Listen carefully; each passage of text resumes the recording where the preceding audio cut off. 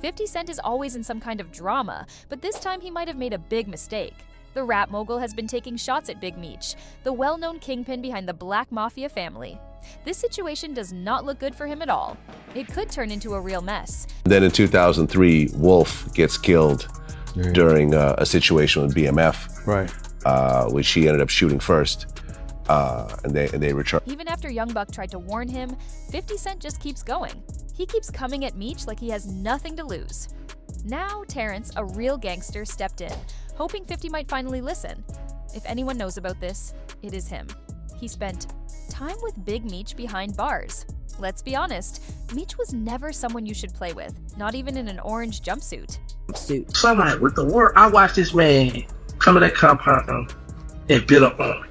And all he would do, go eat, go to the backyard, work out, and then he go back to the dorm. He gonna buy all the wine. If you're cooking food, hustling, he gonna buy all the. One thing about Meech is, he is not just any enemy.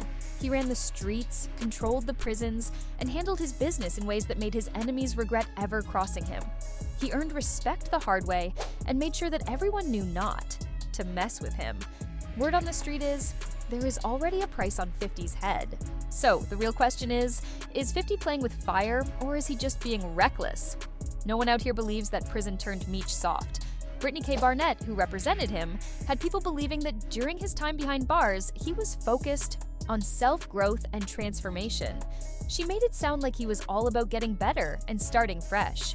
When he came out, she spoke about how he was a changed man and how the system needed to recognize that people can be redeemed.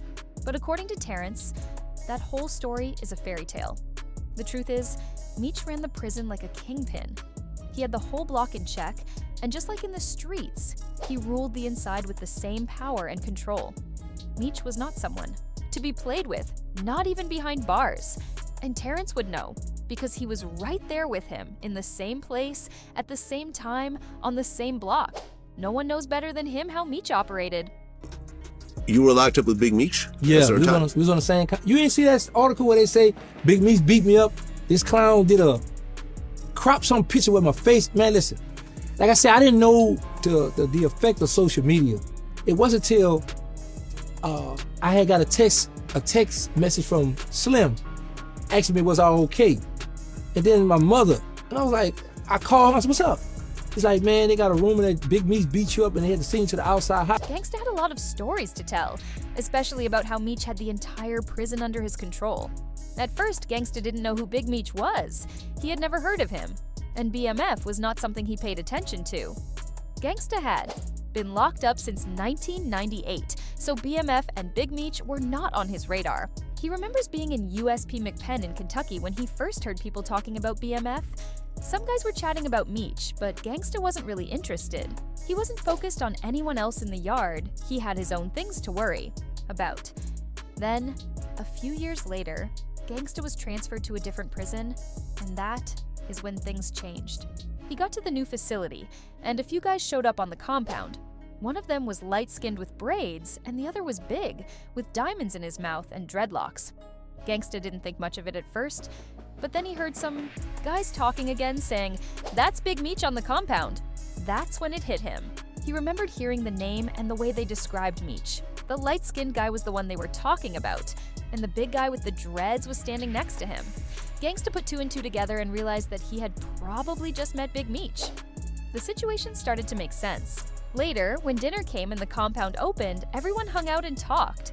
Gangsta had more chances to observe Meech and see how he moved around the compound. Meech wasn't just another inmate, he had power. The respect he commanded was undeniable, and Gangsta could see that Meech truly had control of everything. It became clear that Meech was someone who was a force to be reckoned with, both inside the prison and outside in the streets. So I saw the guy again, and I thought, let me go talk to him and clean things up a bit. I walked up to him and said, "Hey, what's up? Do you need something?" While I was talking to him, Big Meech was trying to make his way over to us.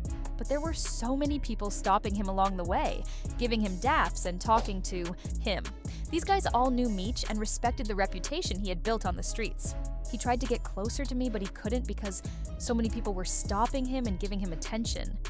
We made eye contact, but he was still a good distance away.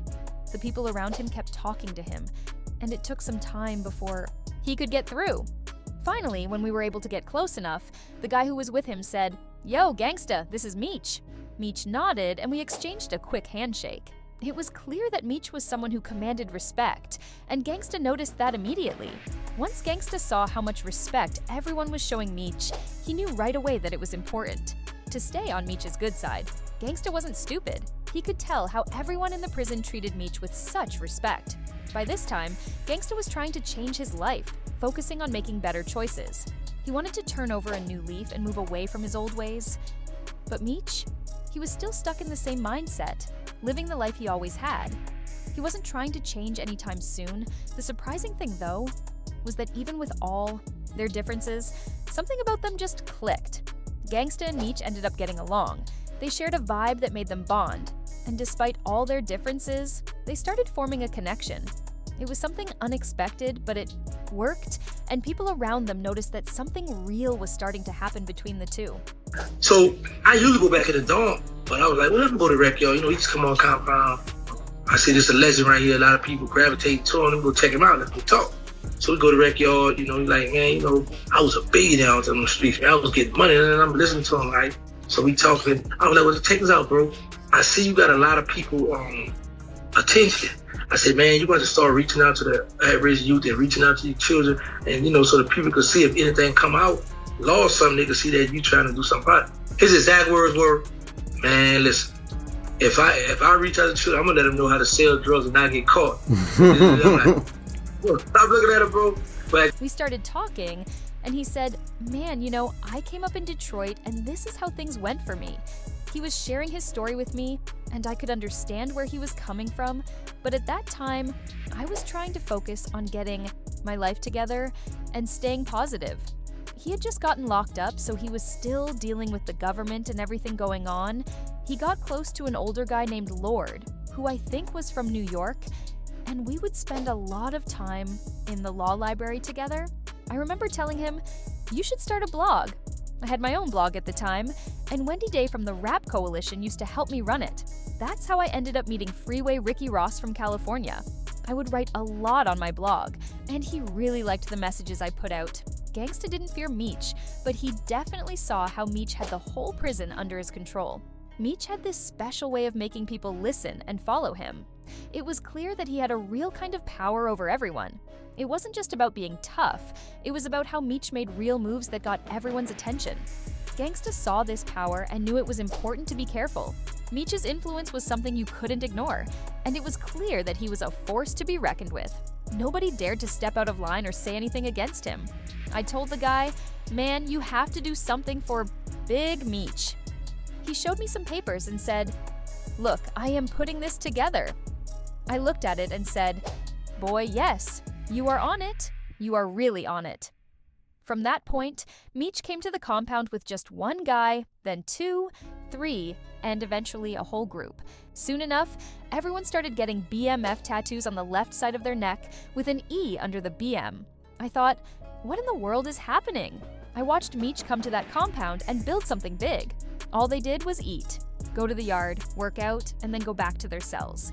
They bought all the food, cooked, hustled, and talked business. Meech was a good, respectful guy. When I went to the recreation yard, he would hit the weights, work out, and take pictures. Meech really had a lot of influence behind those walls.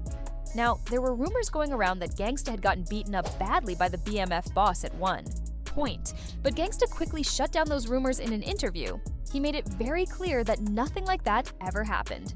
Man, these guys have completely lost their minds. That is why even Young Buck had to step in and tell 50 to calm down. He went online, got right in the middle of the drama, and said, shout out to Big Meech, welcome home. Quit playing with, dude, leave it alone. But did 50 listen? No. Instead, he went even harder and posted something on Instagram that was full of disrespect. He wrote, this fool fell out with me because he likes boys.